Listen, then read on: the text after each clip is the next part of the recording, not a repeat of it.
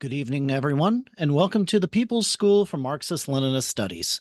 Today is October 29th, 2024, and our class tonight is going to be on Film in the Battle of Ideas, how to use film to popularize our ideology. This class tonight will be using a book by John Howard Lawson for its readings, who was one of the Hollywood 10. We will also be showing clips from his HUAC hearing as well as other movies. So, what we'll be looking at today is first a little brief bio of John Howard Lawson himself, as well as readings from his book. We'll also be viewing The Hollywood 10, or a 15-minute documentary about the Hollywood 10, as well as clips from the movie The Majestic, The Way We Were, and some others as well. And so, our first session is on Film The Battle of Ideas by John Lawson and his bio. And Comrade, you have this section and you have the floor. Yeah, thank you. Biography of John Howard Lawson, born September 25th, 1895. He organized the Screenwriters Guild of America. He wrote numerous plays and scripts and screenplays like Blockade, Algiers, Sahara, Action in the North Atlantic, and Counterattack. He joined the CPUSA in 1934. He was one of the Hollywood 10, and he died in 1977 when he was still blacklisted from Hollywood. Yes, this is him at his HUAC hearing, and the following on the side is the transcript to follow along. Be heard.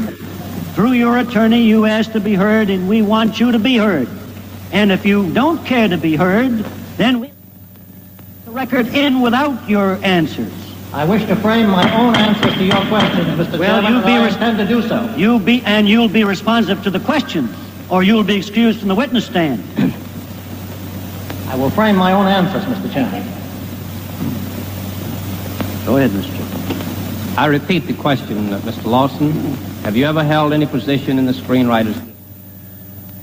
The chair will determine what's in the purview of this committee, My not rights you. as an American citizen are no less than the responsibilities of this committee of Congress. Now you're just making a big... Go ahead, Mr. Stripling. I am being treated differently from the You're rest. not being treated Other differently. witnesses made statements which included quotations from books, references to material which had no connection whatsoever with the... Well, we will determine whether it has a connection. Now you go ahead.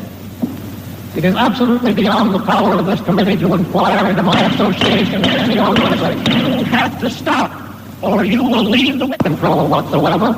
You don't have to bring me here 3,000 miles to find out what pictures I have written. The pictures I have written are very well known. They are such pictures as Action in the North Atlantic. Mr. Lawson, Mr. Lawson. would you object if I read Success at Any Price, RKO, Yes, that's from a play of mine, Success Story. Party Wire, Columbia, Yes, I did. Blockade, United? In framing my answer to that question, I must emphasize the points that I have raised before. The question of communism is in no way related to this inquiry, which is an attempt to get control of the screen and to invade the basic rights of American citizens in all fields. The question here relates not only to the question of my membership in any political organization, but this committee is attempting to establish the right, which is historically denied to any committee of this sort, to invade the rights and privileges and immunities of American citizens, whether they be Protestant or Methodist or Jewish or Catholic, whether they be Republicans or Democrats or anything else. Now, just quiet down again, please. Mr. Lawson, the most pertinent question that we can ask is a scare here in order to create an entirely false atmosphere in which this hearing is conducted, in order that you can then smear the motion picture industry and you can proceed from that to the press, to any form of communication in this country. you have learned your The Bill of lines Rights well. was established precisely to prevent the operation of any committee which could invade the basic rights of Americans. Now, if you want to know... Mr. Chairman, the witness not answering the question I submitted. If you want to know about the perjury that has been committed here and the perjury that is planned... Here, the witnesses that testified last week, and you permit us to cross-examine these witnesses, and we'll show up the whole tissue of lies. We're going to get the answer to that question if we have to stay here for a week. Are you a member of the Communist Party? Or have you ever been a member of the Communist Party? It's unfortunate and tragic that I have to teach this committee the basic principles of Americanism. That's not the question. The question is, have you ever been a member of the Communist Party? I am framing my answer in the only way in which any American citizen can frame his answer to a question which invades his, absolutely invades Then his you right. denied, you refused to answer that question. Is that correct? I have told you that I will offer my beliefs, my affiliations, and everything else to the American public, and they will know where I stand, as they do from what I have written. Stand away from the stand. For Americanism for many years, and I shall stand away from the stand. Fight for the Bill of Rights, which you are trying to destroy. This man away from the stand.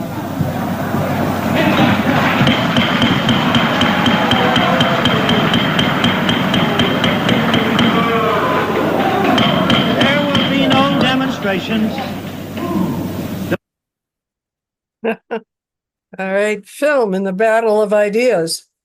Early in 1950, the Saturday Review of Literature, now known as the Saturday Review, published a discussion of the role of motion pictures in supporting the foreign policy of the United States.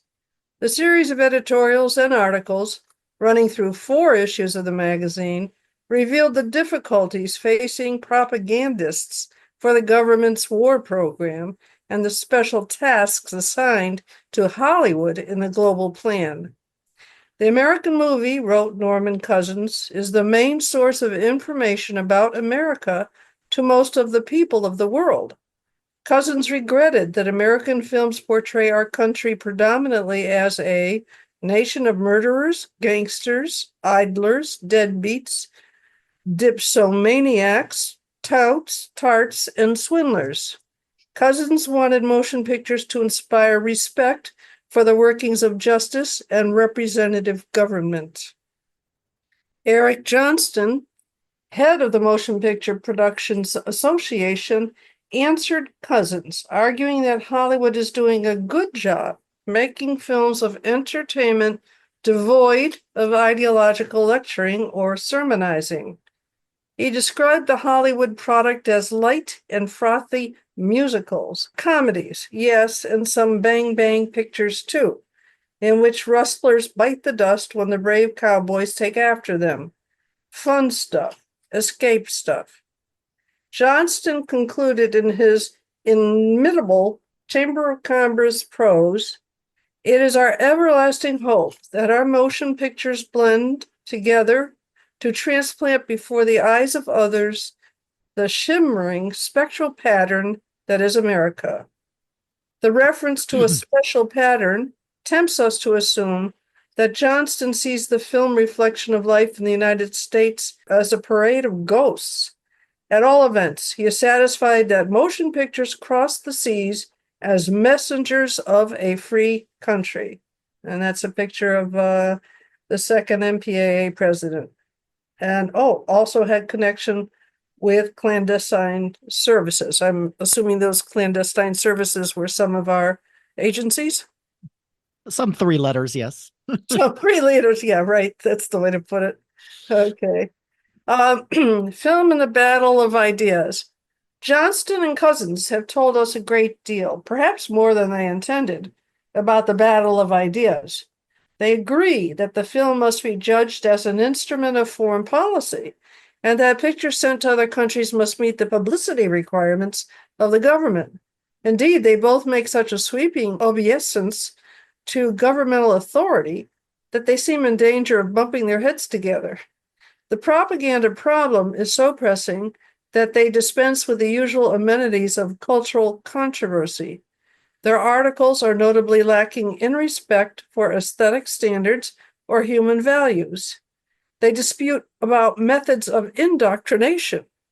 Art and life, truth and beauty have no place in the argument.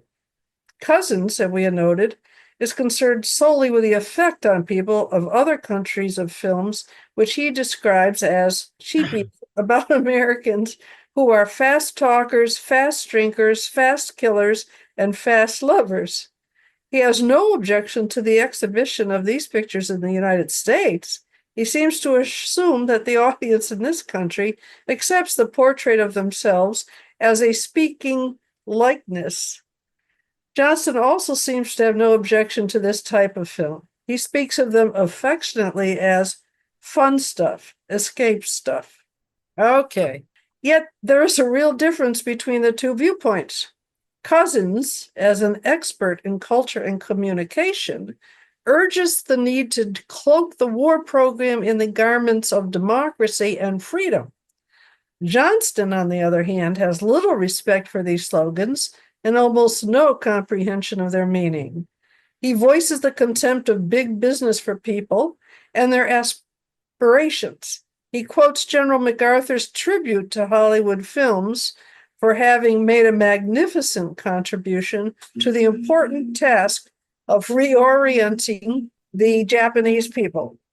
He wants to impress foreigners with the wealth, the abundance of dazzling gadgets enjoyed by citizens of the United States. In a sense, Cousins and Johnston represent a division of labor. One speaks of ideals, while the other prefers the vulgarities of commercial entertainment, with its emphasis on sex, violence, and such like fun stuff. These two approaches have always characterized Hollywood films. What is significant about the debate between Cousins and Johnston is the fact that it appeared on the eve of the Korean War. As the rulers of the United States moved forward with their program of world domination by force of arms, it was urgently necessary to develop both aspects of the propaganda line and to find some formula for reconciling the two aspects. Aggressive war must be presented as a crusade for freedom. At the same time, the real purpose of the crusade, larger profits, increased exploitation, mass destruction, must be justified and defended. All right. The ideological difficulties which plague the defenders of Wall Street's program reflect the real difficulties in the implementation of that program. The victory over fascism in the Second World War created a new relationship of forces on a world scale. The Soviet Union emerged from the war steeled and strengthened in the anti-fascist struggle, dedicating its vast resources to peaceful reconstruction and the cultural enrichment of its people. In China and the Eastern democracies of Europe, people's governments undertook the task of building free societies, free from private exploitation, devoted to national progress and human rights. These areas comprise 800 million people, 1/3 of the Earth's population. Other millions still living in poverty and hunger are beginning to plan and fight for liberation. All Asia is stirred by the achievements of the Chinese people. The struggle for freedom matures in Africa. There are deep currents of discontent in Europe and throughout the Western Hemisphere. The Wall Street monopolists, unwilling to accept the limitations of their power growing out of the breakdown of imperialism and the increasing strength of the camp of socialism and peace, have appointed themselves the saviors of Western civilization, which means, in less guarded language, total war against the majority of the world's population. In order to undertake this insane task, all opposition within the United States must be crushed. The rear must be safeguarded by the establishment of fascism at home.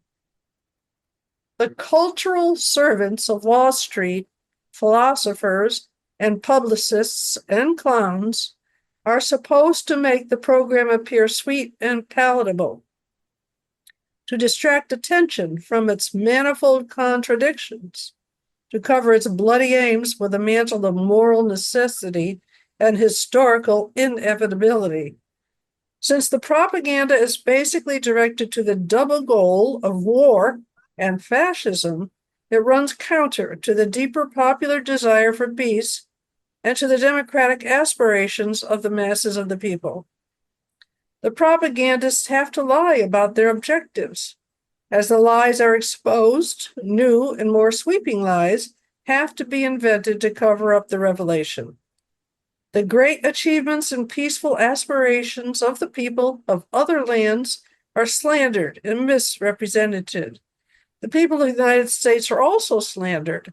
They are told that it is seditious to defend their hard-won rights or to ask for better wages or improved living conditions, or any guarantee of a peaceful future.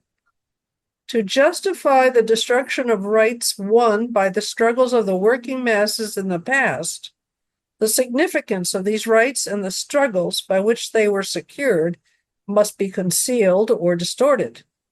The humane and rational aspects of the bourgeois democratic heritage are mocked and denied, to be replaced by the cult of war, racism, and the superiority of an elite class. Yes, so this is from the movie The Way We Were, starring Barbra Streisand. Katie, who Barbra Streisand is playing, is a member of the Young Communist League, and she is giving a speech at a university in support of defense of Spain against Franco's fascism, and see how the crowd reacts. The president of the Young Communist League, she needs no introduction, Miss Katie Morosky.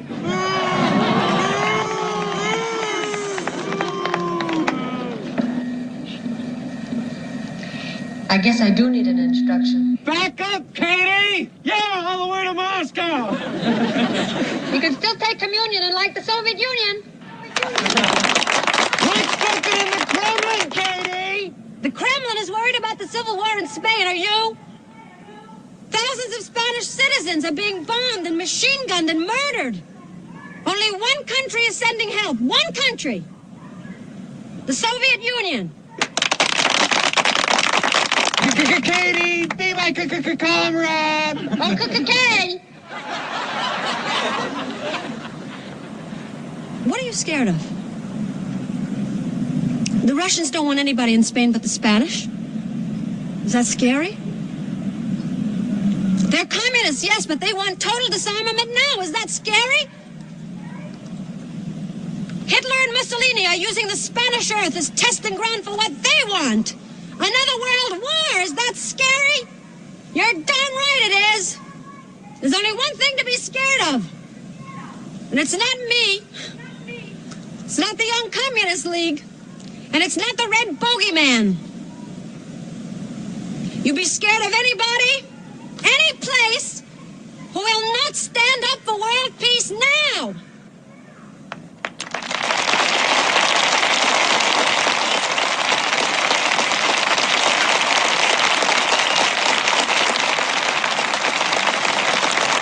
You can go on to the next. You're really something. The president of the Young Communist League, she needs no introduction, Miss Katie Morosky.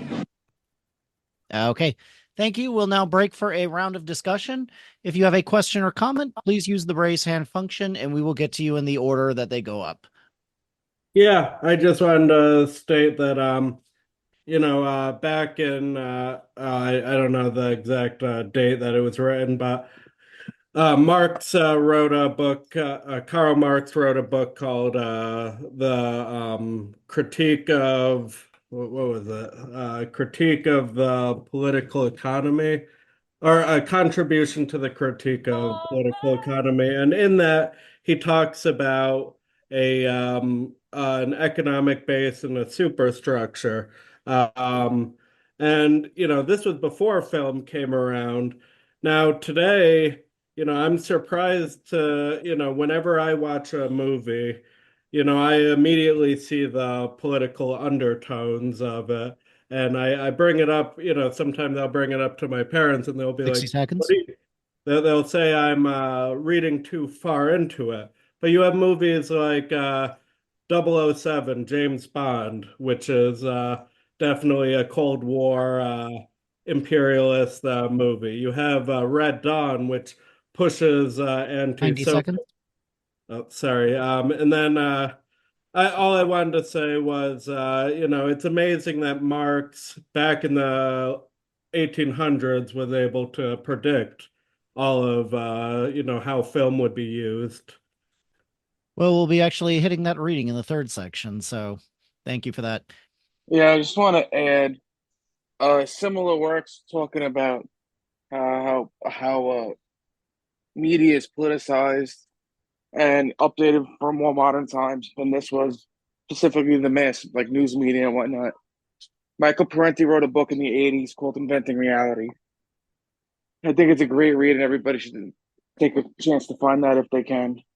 And of course, most people know about Noam Chomsky's poor ripoff, Manufacturing Consent, but if you want a much better version of that, I recommend Michael Parenti's Inventing Reality. Thank you. Yeah, let me know if we talk about this, but what happened to all, for lack of a better term, the leftists in the industry? Did they all get purged out? Because there used to be a slew of left-wing movies, even one about Norman Bethune, the Canadian doctor that went to China to help the Red Army. So, yeah, what happened? Did they all get purged? Thank you. A lot of them were blacklisted. Comrade Angelo, would you like to elaborate any on this?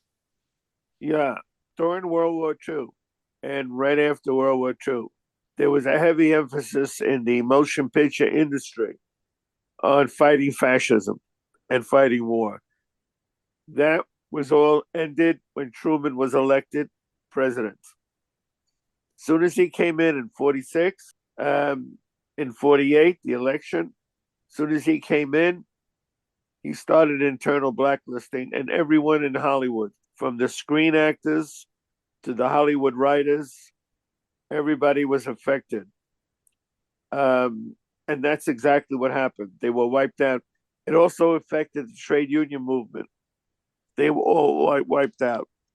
So what we had is a group in the 50s that 60 kowtowed and followed American imperialist line. Thank you. Thank you, Comrade Angelo. Yeah, just to kind of piggyback with the previous comrade said, watching that movie that we just watched, like watch it all the way through. I won't try to give too much away, but I'm just reminded of that phrase that is actually on our website by Bertolt Brecht, that there are comrades who fight a day and they are good. Others fight a year and they're better.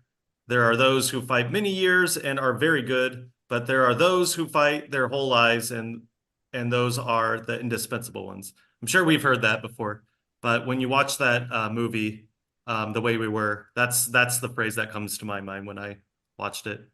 I wanted to also state, as far as even the quote unquote anti-capitalist movies put out by Hollywood, not the communist ones, not the fellow traveler ones, but movies like the Blade Runner, for instance, they serve capitalism. They serve the system, and I say that because you watch these movies, and yes, they critique capitalism. They show you, yes, how gloomy it can be, but what they leave you with is a very depressing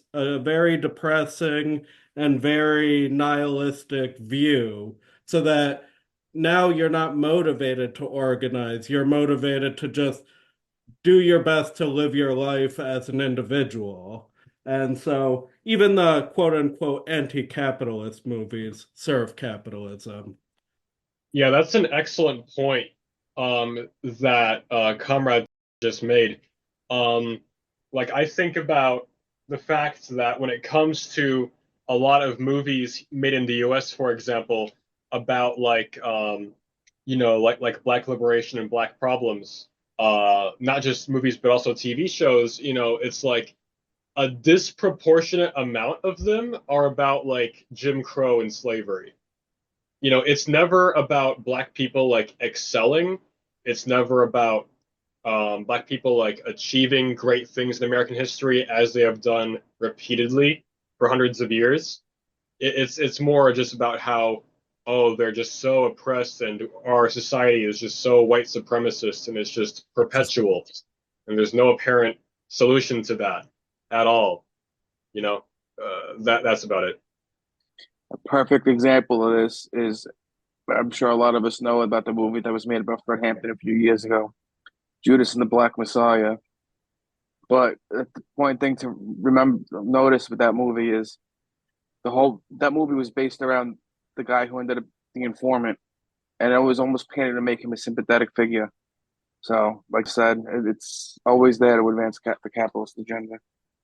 Yeah, I was just going to point out one of my favorite renditions of this was called The Menu. And it was kind of an anti-capitalist movie where you had this restaurateur that gets all the workers to basically kill a bunch of rich elites. So he's kind of the Lenin figure. And then the main character at the end of it, the way that she's able to defeat this chef is that he basically gives up all his aspirations because she asks him to cook an American cheeseburger. And that's how she beats him and is able to escape the island. Amazing. All right. We do need to go on to the next section now. So please hold your questions until after.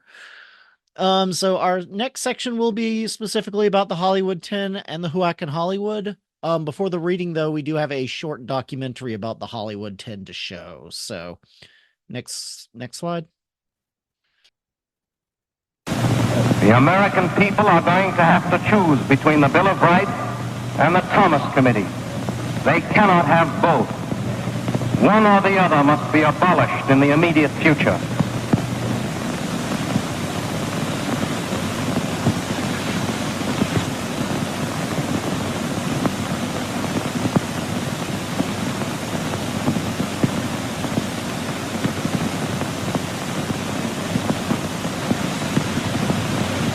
These are the Hollywood 10. These 8, and these 2. In the fall of 1947, they were subpoenaed to appear before the House Committee on Un-American Activities, whose chairman was J. Parnell Thomas. They did not behave to Mr. Thomas's satisfaction, and they were declared to be in contempt of Congress. They were tried and declared guilty. They appealed their cases to the higher courts, and their appeal was denied. All 10 are now in federal prison, serving 1-year sentences. We should like you to meet them. Albert Waltz, 41 years old, born in Brooklyn. Novelist, playwright, writer of short stories and screenplays. His works are read in other countries. They've won prizes. The U.S. Army distributed this book to soldiers. His film, Destination Tokyo, was premiered by the Navy. The Marines praised him for Pride of the Marines. And the film industry honored his film on racial tolerance. His family will try to weigh these honors while he spends a year in federal prison. Lester Cole, born in New York City, 45 years old.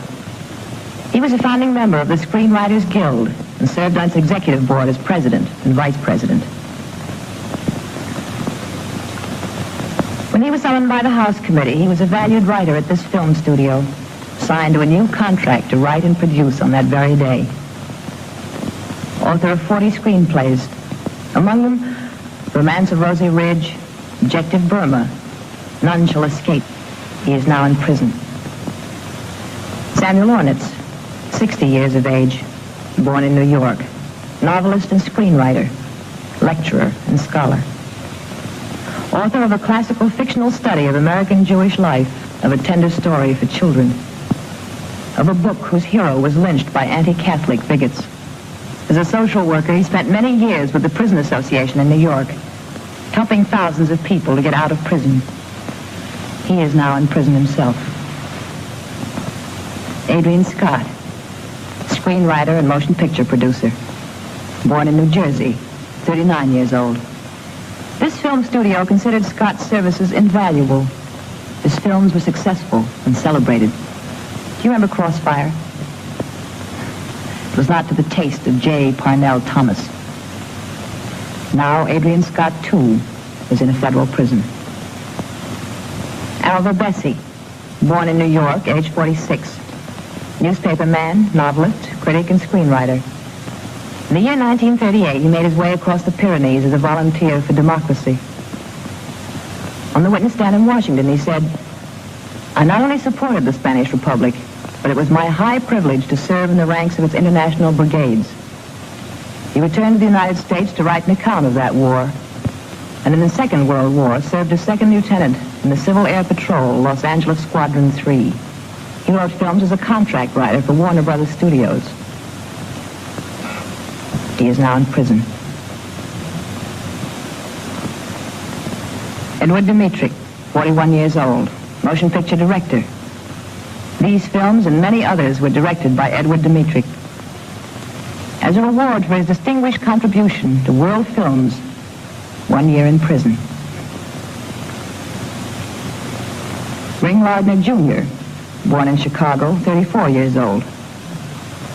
Two of his brothers died in separate chapters of the world struggle for democracy. One as a volunteer in the Loyalist forces in Spain, the other in Germany as an American war correspondent. Himself, author of a dozen screenplays, for one of which he received the highest award of the film industry. This film he wrote for a trade union to advance the idea of the equality of all races, of all nationalities. Ring Lardner Jr. is now a federal prisoner.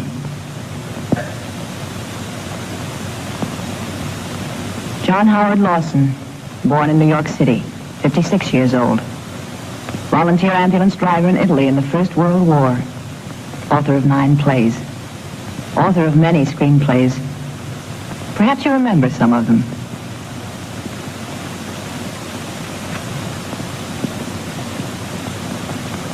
A teacher, scholar, historian. He completed the first volume of A History of American Culture just before he entered prison. This is Mrs. Lawson. She and their children will wait for him. Herbert Biberman, 50 years old, born in Philadelphia. He directed plays for the Theater Guild, the leading theatrical organization of America. He produced and directed films for various motion picture companies. He was the organizer of the Hollywood Anti-Nazi League, one of the first groups to warn the world against Hitlerism. Always, he devoted his energies to decency and humanity. He is now in a federal prison. Dalton Trumbo, born in Colorado, 44 years old, writer of novels. A writer of pamphlets in the tradition of Zola and Thoreau. Writer of films. Kitty Foyle, a guy named Joe, 30 Seconds Over Tokyo. War correspondent in the South Pacific. Special consultant at the first United Nations Conference in 1945. 5 years later, he said goodbye to his family to go to prison. 10 men. Thank you. And for this section, Comrade General Secretary Joe, you have the floor. Go ahead. Thank you. Hollywood and the Un-Americans. A cardinal principle in the Marxist approach to culture is the recognition of the class character of all culture and class societies.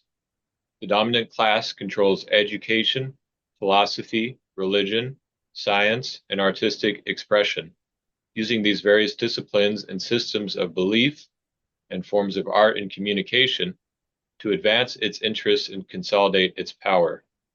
Since the bourgeoisie controls the state, it might be assumed that there can be no elements of conflict between governmental authority and the commercial production of culture, especially when production is under direct control of Wall Street corporations, as in the case of the film. Yet the past few years have witnessed growing interference on the part of the state in the operation of the motion picture industry, with some protests on the part of industry leaders and peremptory orders from representatives of the state for changes in employment and production policies. The long investigation of Hollywood by the Congressional Un-Americans has sought to impose political censorship on motion pictures. The purpose has been stated repeatedly in the course of the proceedings.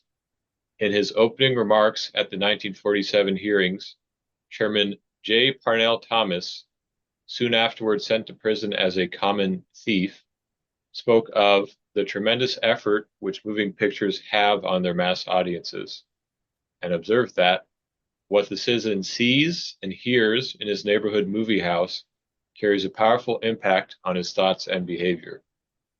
Informers and stool pigeons, obeying the promptings of the committee, asserted that communist ideas were smuggled into pictures.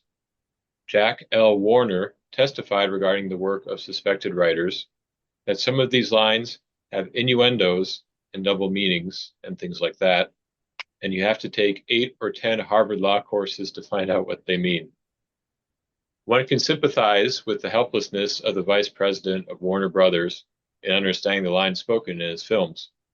The committee helped him by defining quote-unquote communist ideology at least 8 different times during the 1947 hearings as the portrayal of a rich man as a villain.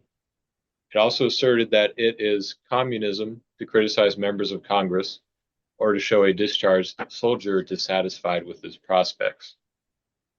The committee continued to give attention to the subject matter of pictures in the hearings conducted in 1951. When a film director expressed doubt about communist influence on content, the committee's counsel, Frank L. Tavener Jr., insisted that red influence went back prior to 1925, when, according to Tavener, the Communist Internationale directed the Communist Party of the United States to infiltrate that medium. These absurdities were endorsed by stool pigeon witnesses such as Dmitrik and Kazan, who eagerly testified about left-wing interference with their artistic integrity. The Congressional Inquisition, like the Smith Act trials, seeks to prove a portentous conspiracy in the realm of ideas, making it a crime to speak in defense of peace, progress, and democracy. In this way, as the Council of the Authors League of America pointed out in 1947, the committee engages in an immoderate, uncontrolled, radically harmful form of censorship, which is fiercely unfair, basically undemocratic, and deeply un-American, involving destruction of the whole corpus of a man's work, past and future. And on the right, you have the Hollywood 10. Dmitrik was the only one of the Hollywood 10 who flipped and named people to the House Un-American Activities Committee. The nature of the committee's aims explains the necessity of hearings lasting over many years. The film companies could not have instituted such a sweeping attack on democratic procedures and concepts without the assistance provided by the committee and the barrage of propaganda emanating from the hearings. Wall Street corporations have often subverted the Bill of Rights, but such a destructive assault on the first 10 amendments cannot be conducted successfully without recourse to the authority of the state. The use of governmental power to smash constitutional guarantees of democratic rights is the method of the fascist drive, preparing the way for the most reactionary elements of finance capital to open, unconcealed control of the state and to make brutally repressive use of its police power. We cannot oversimplify the relationship between the Un-American Committee and the film industry by picturing it either as an identity of interest or as an irreconcilable conflict. The rulers of Hollywood endorse the committee's political line, but at the same time, they are disturbed by its harmful impact on their business. The motion picture companies, like other corporations, welcome the right to discharge employees for quote-unquote political unreliability. It enables them to get rid of militant trade unionists, and it undermines the position of the unions. But in conferring this favor on Hollywood, the committee disrupted production and forced the companies to dispense with the services of hundreds of talented artists. Thank you, General Secretary Joe. So this clip is from a film called The Majestic. Jim Carrey portrays Jack Appleton, a screenwriter who gets amnesia and washes up in a small town where they think he's a war hero. He is called to testify at the HUAC, and this is his scene.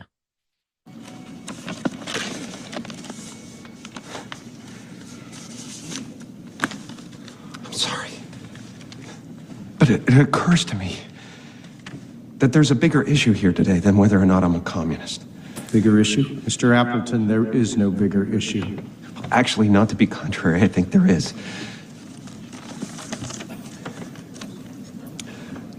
Gosh, I don't quite know what to say here.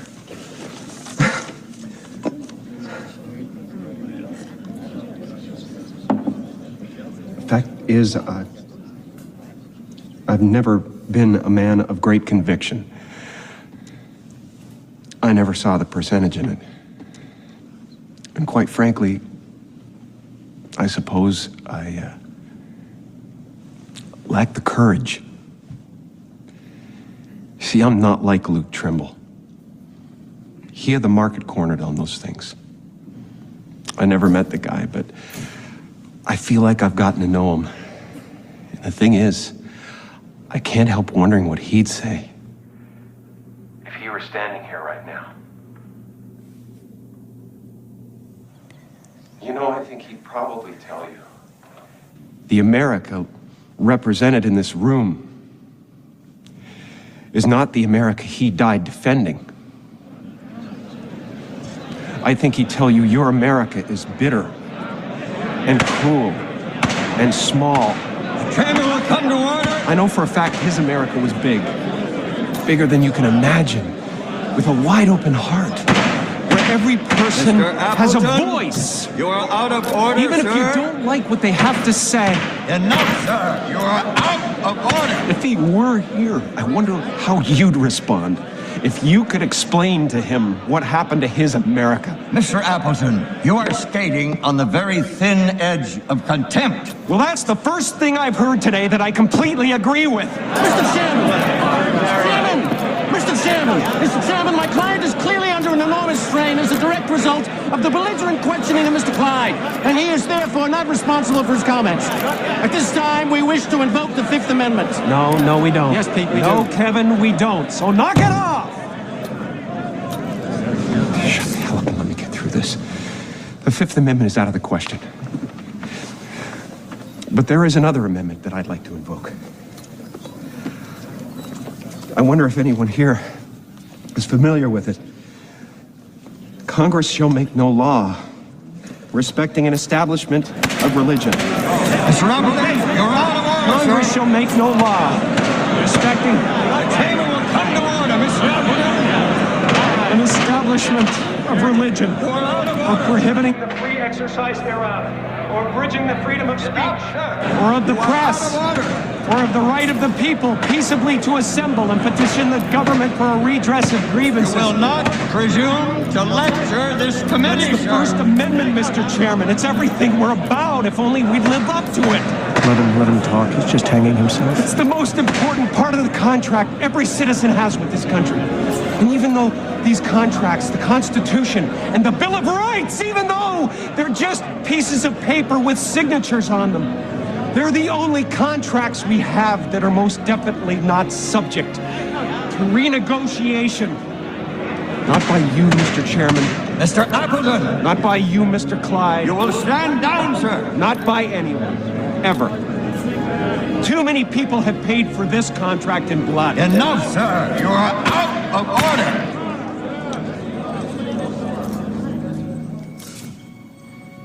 People like Luke Trimble.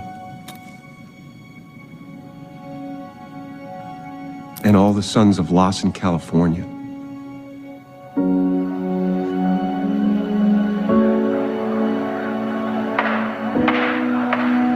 Damn right. And they deserve better than this. All you boys do. I will have order, or I will clear this chamber. All right. And with that, we will stop for our second discussion round. Yeah, so I'm thinking there was one of those, I forget which slide it was, where he mentioned that you had to have like 8 degrees to understand the political message. If you needed like 8 degrees to understand the political message, what was the issue then? Then nobody would have understood it. But also, I just want to mention that, you know, the attack on Hollywood,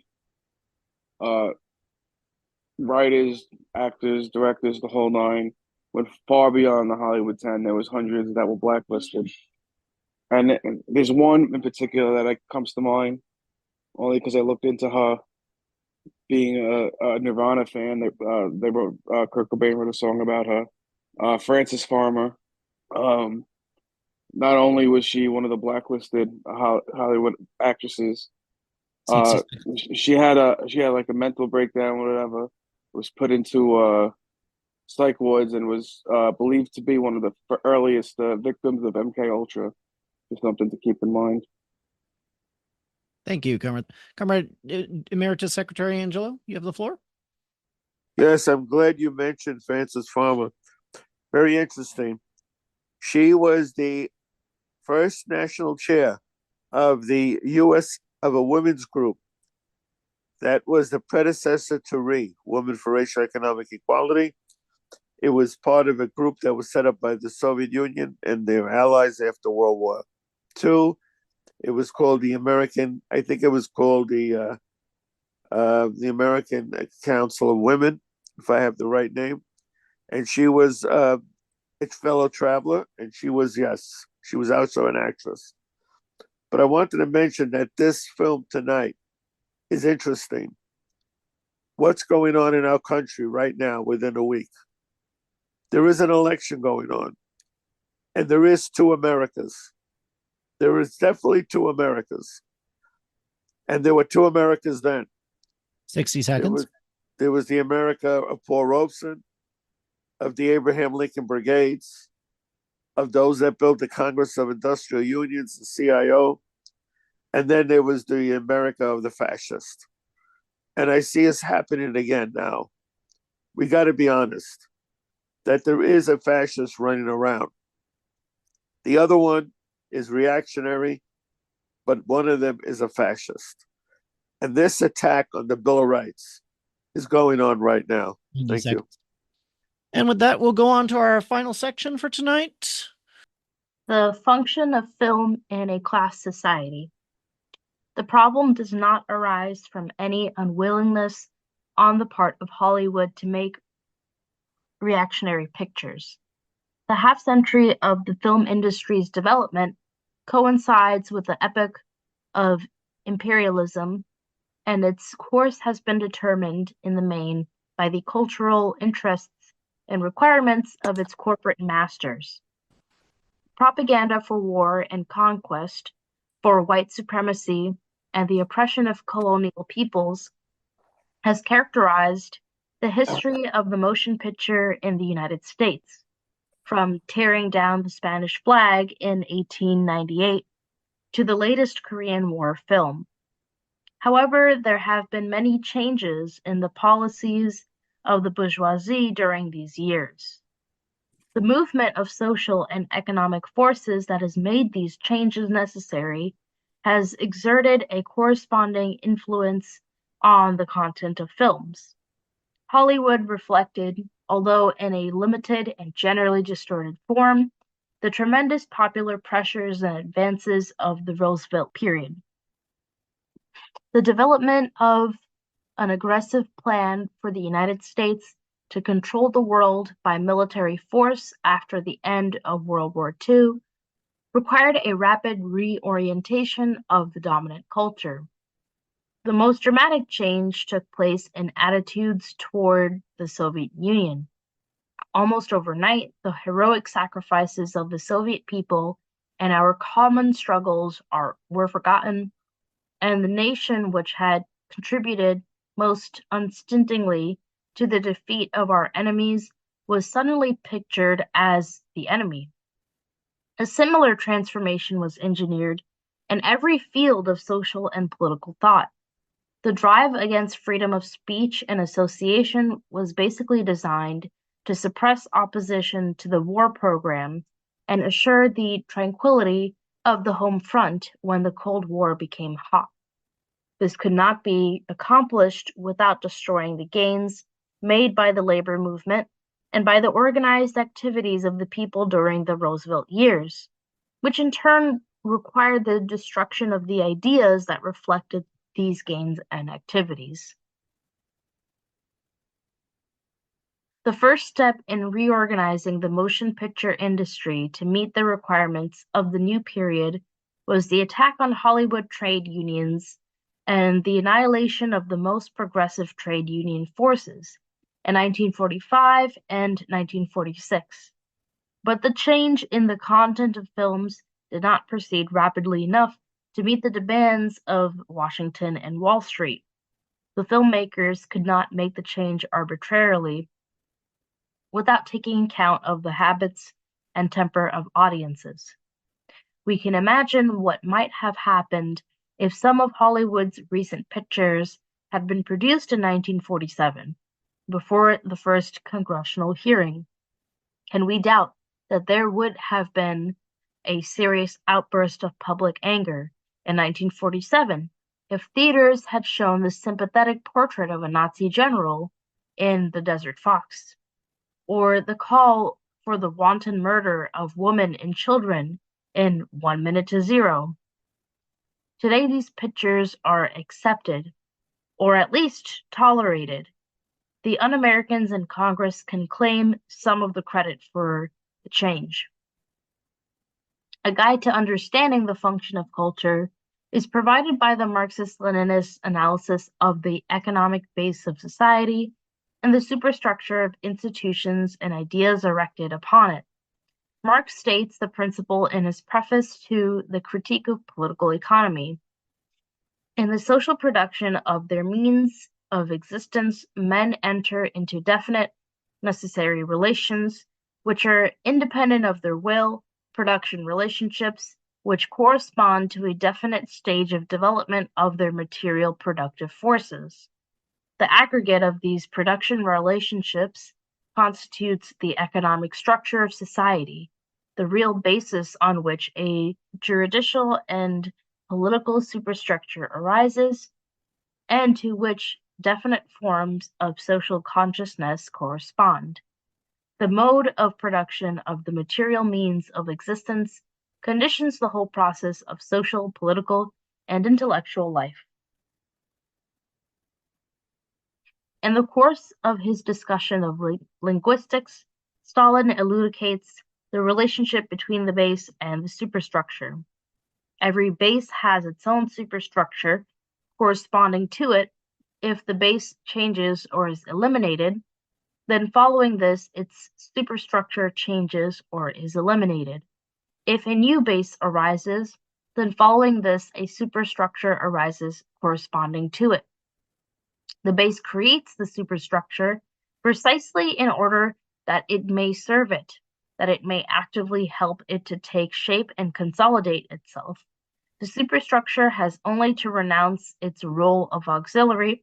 It has only to pass from a position of active defense of its base to one of indifference towards it, to adopt the same attitude to all classes, and it loses its virtue and ceases to be a superstructure. The ruling class of the United States, desperately seeking to maintain its rule, will of course not permit the superstructure to renounce its role of auxiliary, to adopt the same attitude toward all classes. There is indeed a profound difference between Gorky's vision of the future course of film history and my description of motion pictures as a unique social force. It is the difference between cogent insight into the way in which the bourgeoisie degrades culture to serve its class interest, and a bourgeois liberal approach that obscures class forces in a veil of generalizations about interpretation of life and emotional attitudes. We cannot afford the luxury of such generalizations in this crucial period of ideological struggle. The artist who ignores the class struggle in the field of art abandons the field to the enemy. We must examine the film and all forms of art and communication as class weapons serving a specific purpose in the cultural superstructure of capitalism. Thank you, comrade. And so we have another clip from The Way We Were, and this is right after In the Defense of the Hollywood 10. Unfortunately, this clip I found is subtitled in French, so if you're looking to practice up on your French, great. Otherwise, please listen to the audio.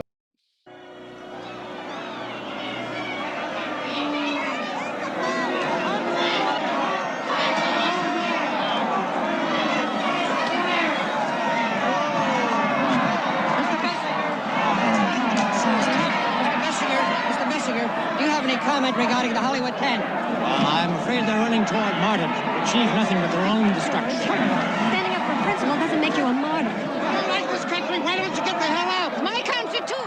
They could have denied everything and confused everyone as others did. They didn't want to deny everything. Hold this press conference someplace else. What are you doing down here at all, George? Somebody might put your name on a list. I refuse to be intimidated. Yeah, well, those 10 men feel exactly the same way.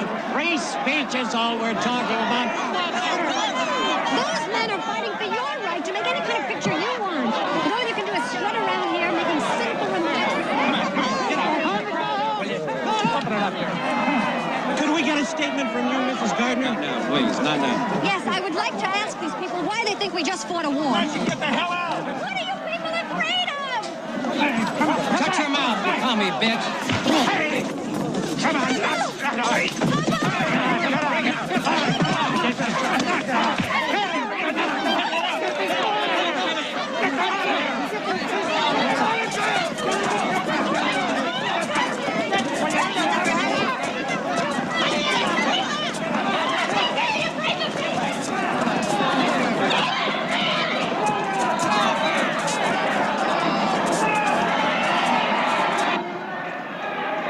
You two wait till you get project.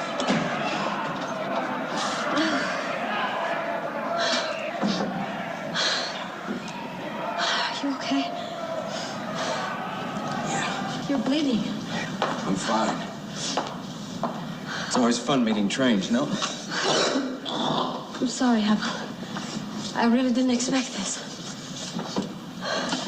You didn't expect to come to Hollywood and get a chance to tell off the world either, did you? Is that what you think I'm doing? You bet I do. I'm not telling off the world, Hubble. I'm just standing up for something I believe in. Doesn't it make you angry listening to Bissinger ridicule those men? Calling them martyrs just because they have guts, which he doesn't? To fight for their principles, to fight for their Bill of Rights, his Bill of Rights and yours? Bill of Rights? What Bill of Rights? We don't have any Bill of Rights. We don't have free speech in this country. We never will have. We never will if people aren't willing to take a stand for what's right. We never will have because people are scared. This isn't college. This is grown-up politics, Katie. And it's stupid and dangerous. What are you telling me to do? Sit by and shut up just because it's dangerous? I'm telling you it's a waste. That's what I'm telling you. And that those men and their families are only going to get hurt. And that nothing is going to change. Nothing. And after jail, after 5 or 6 years of bad blood, when it's practical for some fascist producer to hire some communist writer to save his ass because his hit movie's in trouble, he'll do it. They'll both do it. They'll make movies. They'll have dinner. They'll play tennis. They'll make passes at each other's wives. Now, what in the hell did anybody ever go to jail for? For what? A political spat? Hubble, you are telling me to close my eyes and to watch people being destroyed so that you can go on working.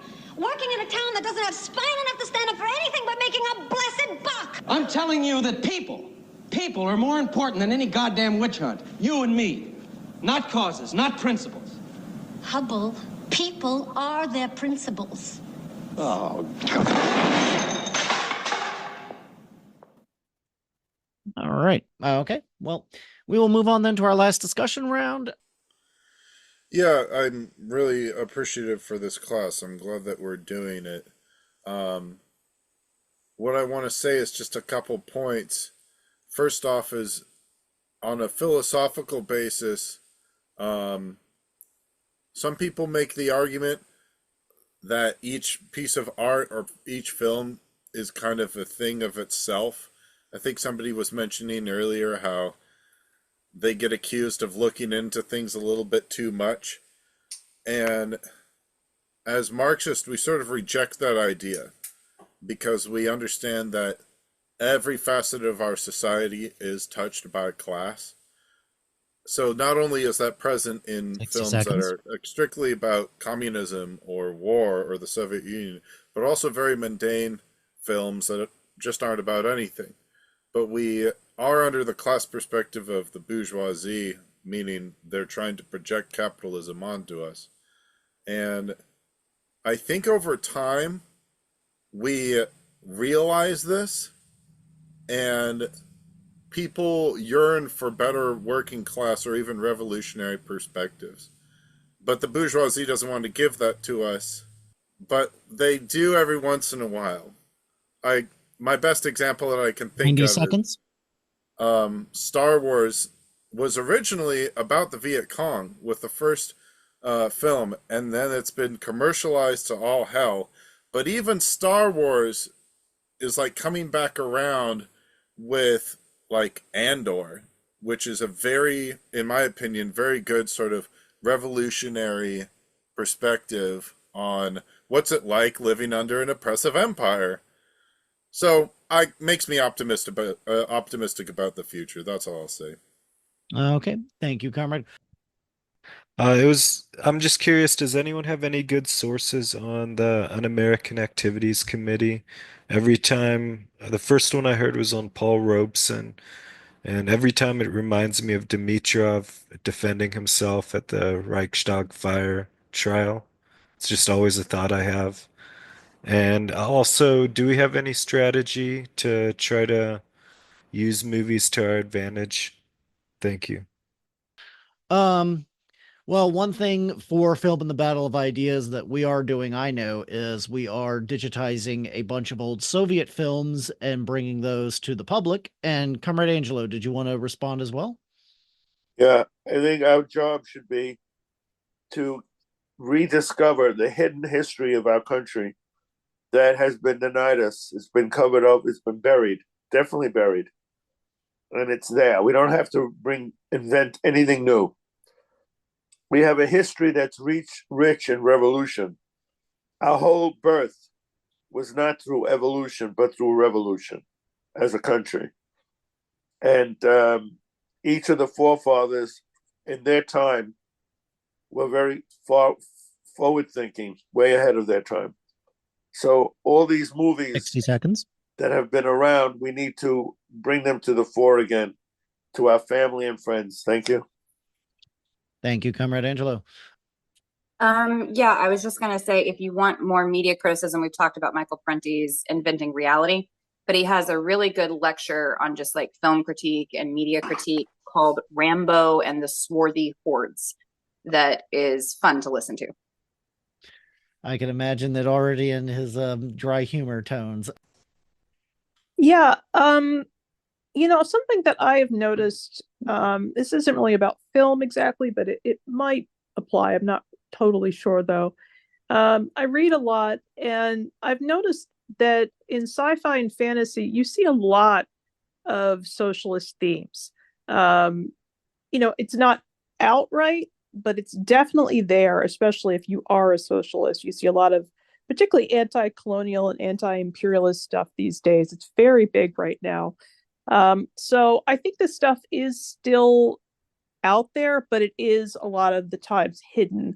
I even know that Zack Snyder cut of that Marvel movie actually had a hammer and sickle in it, in the background, which is probably why he got, whatever happened to him. Was it Me Too? I don't remember. But so that stuff is there, even if it is a little bit more hidden behind stuff.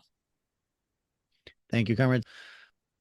One book that I recommend, it was actually more about the Rosenbergs and their accusations, how they were atom bomb spies, but it was the atomic bomb hoax by William Rubin. It talks a lot about the House of Un-American Activities. It relates to the media as well. And just really quick, that's the part of the book that they quoted Stalin, I thought was very fascinating. It made me think of reforms and how, as communists, we support reforms. We obviously don't stop at the reforms, but we do support them. And that should probably go with how media has improved. People talk about things getting quote unquote woke. Well, obviously we're for LGBT people. And even if you see like a Budweiser that's LGBT, obviously they're doing that for corporate reasons, but that doesn't mean that we don't support LGBT just because a corporation does it. It's the right thing to do. That's all. So we supported the party supported the Hollywood strike last year, even though a lot of Hollywood content is serves imperialism, because we supported the strike the same reason we would support any worker on strike. Same reason we supported the ILA strikes, even though the leadership decided to continue military shipments. Okay, any expression of worker power we're going to support because that's essentially where we are, what we are, and what we do.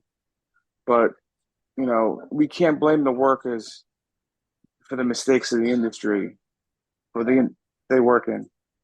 Okay, especially say if military contractor workers would go out on strike, we would support them in that strike. Especially if they would go on strike now while weapons are being sent overseas to genocide people, because it would end that. It would block that. But we support workers in their struggles no matter what.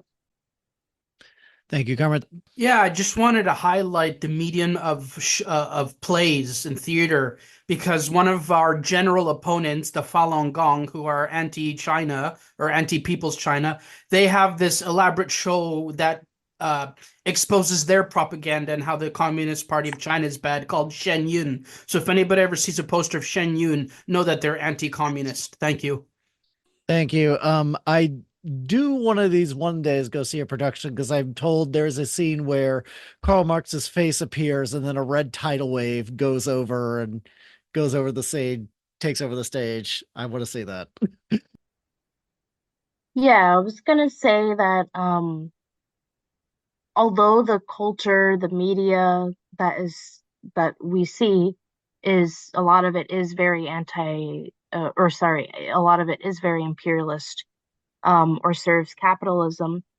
I think, there's nothing wrong with enjoying media that's put out there, watching it with a critical eye, and sort of understanding it, from the perspective that you have, especially if, you're talking to other people in your everyday life who may not have the same perspective as you, but they watch all the same like shows or consume a lot of the popular media that's out there. You can still use it to connect to them and, bring your own perspective when talking about the media with them. So that's just my perspective. Thank you, Comrade. Just a fun fact, and I did a quick Google search to double check it, but movie theater attendance in the Soviet Union, at least from years 1970 to 1988, was 5 times that of movie attendance in the United States. So enjoy your movies, comrades. With that, we will go to our wrap-up and announcement slides. New Outlook Publishers is our sister publishing house. Comrades, do you have an update for us? Since last week, we finally added to New Outlook Publishers Volume 1 of New Masses, a Marxist cultural journal. And that goes along with we already had on there Volumes 2 and 3. Volume 1 was from 2021, so check that out. And of course, all 3 would be relevant to tonight's class as the Arts of Culture journal. Keep an eye out. Marx's contribution to critique of political economy, which was mentioned here tonight, will be out by the end of the year, so keep an eye out for that as well. Fantastic, thank you. We will skip the closing song because it's also the ending of The Way We Were, but I do recommend seeing the movie as Paul Robeson actually sings a lot of the songs that are in that movie. And with that, we will adjourn. Thank you for coming by this evening. Have a good evening, comrades.